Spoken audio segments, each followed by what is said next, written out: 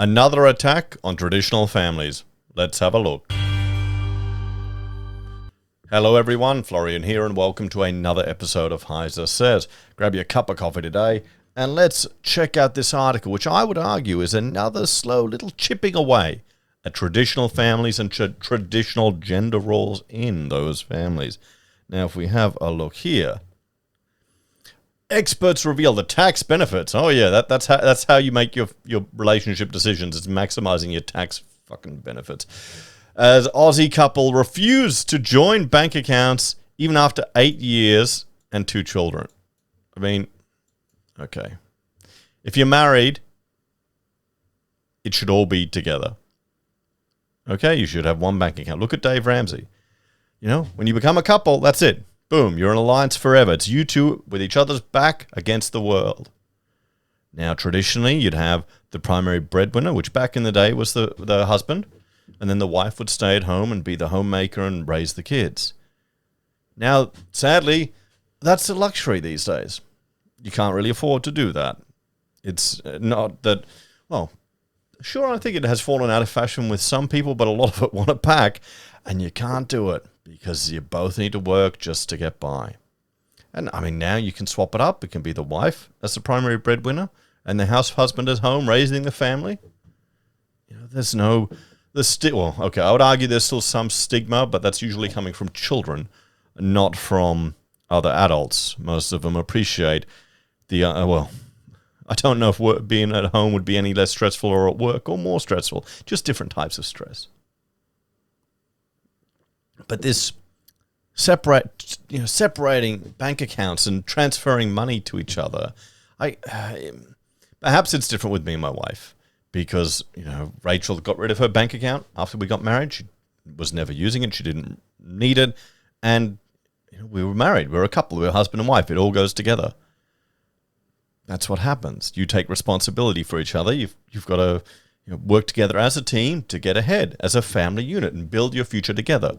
Now, for us, we started younger, so we didn't have piles of money sitting there that we had to combine together. We built our lives up together, and we started a business together. So that sure, I'm earning the money, I'm sending out the invoices, but it all goes in the same pot. Rachel will go, oh, can we get this? Can we get this? I go, yep, sure. It's more, it's more like, no, you need to buy that. Just stop screwing around. Just get it. I'll order it now. Or you want that? We'll get it on Amazon. That's how it works in our family. So the idea of having separate bank accounts, I don't know. Yeah, it seems a little deceptive too. What do you got, hiding it from your partner? What's the point? It's more dicking around. So it's a question many couples grapple with, to combine finances or not. Really? Let me know in the comments, guys, how many of you have combined finances or not, or even a separate bank account. I mean, it all goes in the one pot. We'll communicate with each other when we want to spend money on a treat or something. We won't go stupid.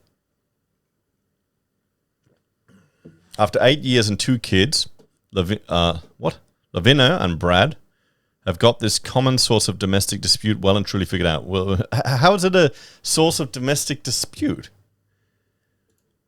Okay, I can't relate to this, guys. I just assumed that couples would combine the finances and one would be in charge of it. The couple have only ever had separate bank transaction accounts. They both contribute proportionally to their respective incomes to pay down their home loan. Oh, come on.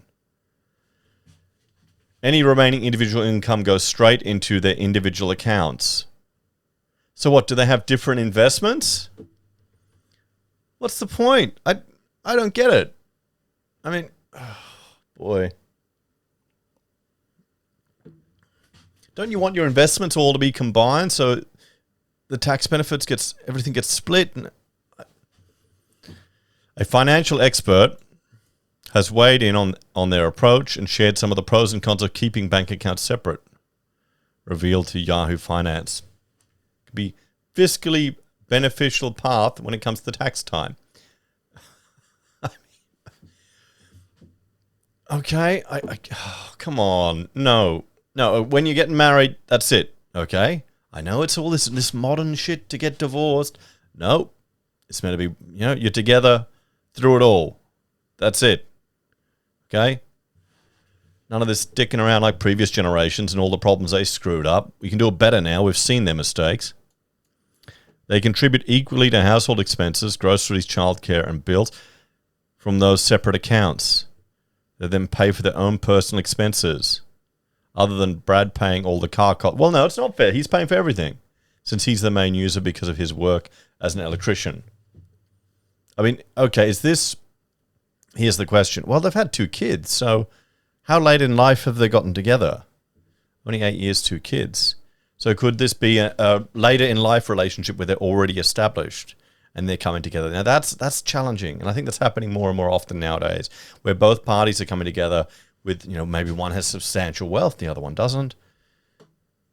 But still, if you're doing it properly, you're doing it old school. What may surprise some is the couple have adopted this approach, even though Brad makes significantly more than Lavina, who works casually as a social worker and looks after their Airbnb. Okay, so he's the main breadwinner, and what's his... Let me make an assumption. What's his is theirs, and what's hers is hers. She does... she said Brad still earns at least double of what she does. I'm quite proud, so I like to pay my way, she said. Okay. Oh... So they have a joint bank account. It's his. And she's got a separate one on the side. Not just leave it to Brad to earn the money and pay for all the bills. I always worked hard. I'm a great saver. She's also fine with Brad enjoying the odd motorcycle trip and lotto ticket. That's his money, so he can spend it the way he wants. He's pretty good. He doesn't splurge. That doesn't matter. If it's a joint bank account, you can do that too. I don't understand the point of this. Okay, just, oh no, you've got a joint bank account. You mean I'm not going to go and buy, Wolf 3D if I want to, or buy another computer game, or today I bought a bloody heater for Aldi. That middle row in Aldi, it's bullshit, everyone. It's a scam. Every time I go there, I walk out with a bloody oil heater. I bought a toilet there once. It's terrible. I shouldn't go shopping.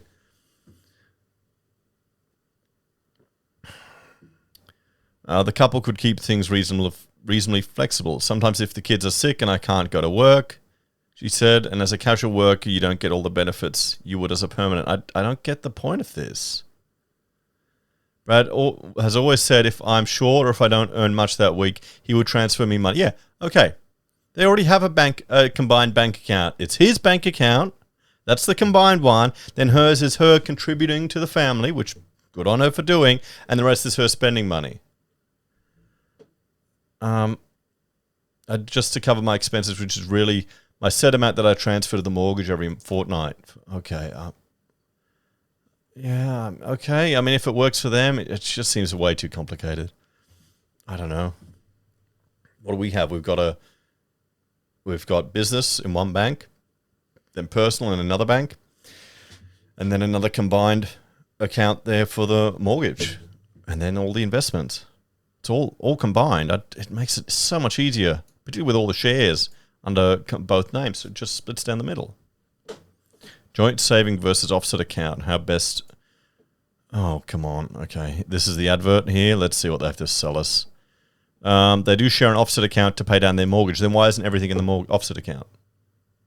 This is the stupidest article ever I've read. Just stick it all in an offset account, and then each get a debit card and communicate with each other what you're spending money on. This is the stupidest thing in the world.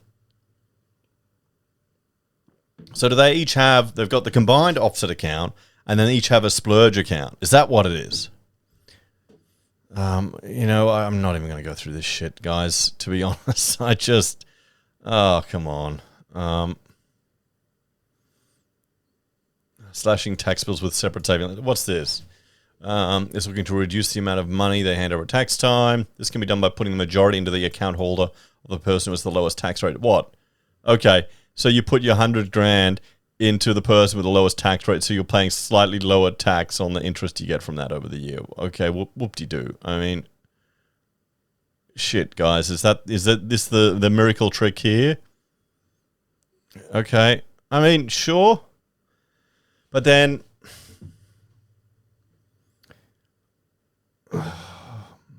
It's not. No. I'm going to say no.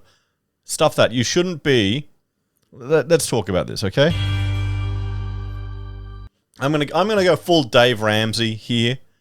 You shouldn't be making relationship decisions to get a tiny tax advantage or get a small tax advantage, guys. What this is showing here is the problem with our tax system, where couples are encouraged to be treated like separate individual people and not as a family unit. We need to go back to where everything's combined. The families are considered as one family unit. And like Hungary, if you have 5 children or more, you shouldn't have to pay any taxes ever again. Now, I may have a personal bias for that last point, but still, it all stands. I'm going with Dave Ramsey. It should all be combined. Here, it pretty much is combined. They've just got splurge accounts. If they've got a combined offset account. Cool. And he's going to take care of his wife no matter what happens. She probably doesn't even need to work, to be quite honest, in that example. So that was an interesting way of getting us engaged to, I guess, sell us something. I don't know what they sold us. We'll see it. Guys, you tell me. Anyway, what do you reckon? Let me know your thoughts in the comments below. I'll see you next time.